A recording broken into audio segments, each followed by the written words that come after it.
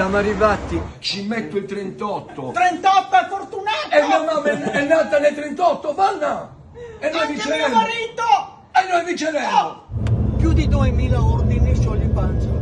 Chiamo il chimico, era le 2 di notte, e mi fa, dico dormivi? Dice secondo te? Dico alzati porco cane,